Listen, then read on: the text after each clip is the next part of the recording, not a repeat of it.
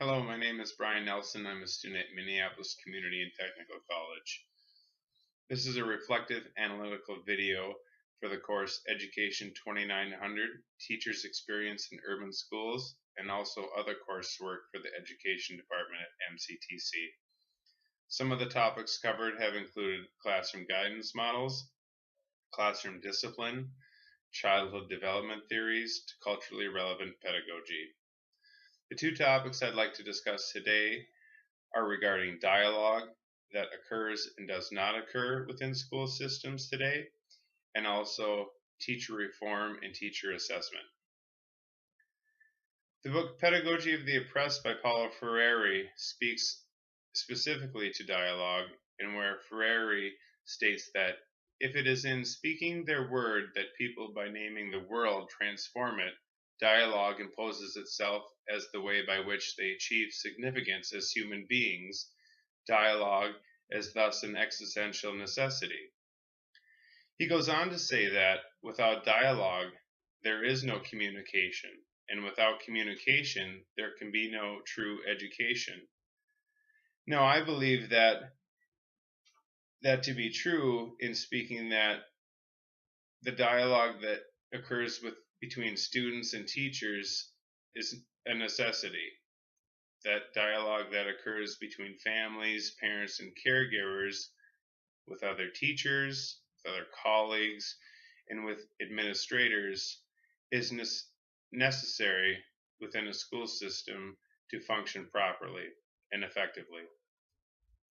To open up the lines of communication for the better understanding of that school system and what is needed then for progressive change for that school system. Based off that dialogue, we can move into the area of teacher reform and teacher assessment and use that dialogue and use that communication to better work in that area and to improve teacher reform and to improve the teacher assessments that we currently have in place now. Michelle Rhee, with the video that was a PBS special, The Education of Michelle Rhee, who was the chancellor of the Washington, D.C. public schools for 4 years, was a clear agent of change in teacher reform.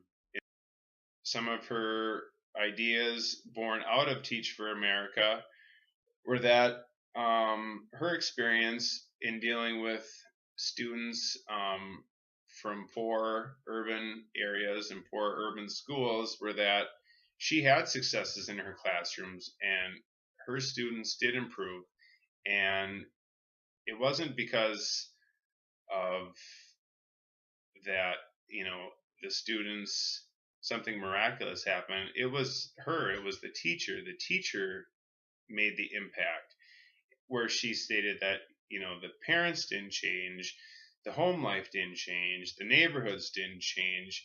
What changed was the adult that was in front of them every single day in the classroom, who had the highest expectations for what they could do. And she stated that when you have these expectations, those students will meet those expectations. I believe that to be true. I believe that we need to have those expectations for our students. We need to have that type of reform and have that type of an assessment for our teachers. We need to assess our teachers and have those expectations of ourselves and the teachers when dealing with these students. I believe that's the only way that change, progressive change for the betterment of these students can occur. The students aren't going to change. Situations aren't going to change. Problems aren't going to change.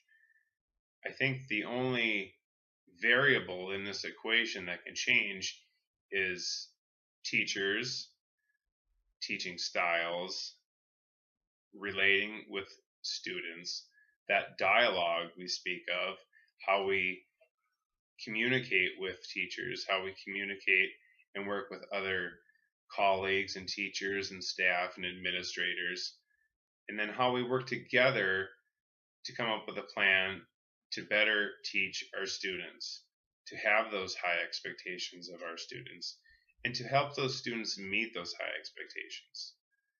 It's possible, and it starts with that dialogue, that communication, and it starts then and moves then to assessing what needs to be done with those teachers.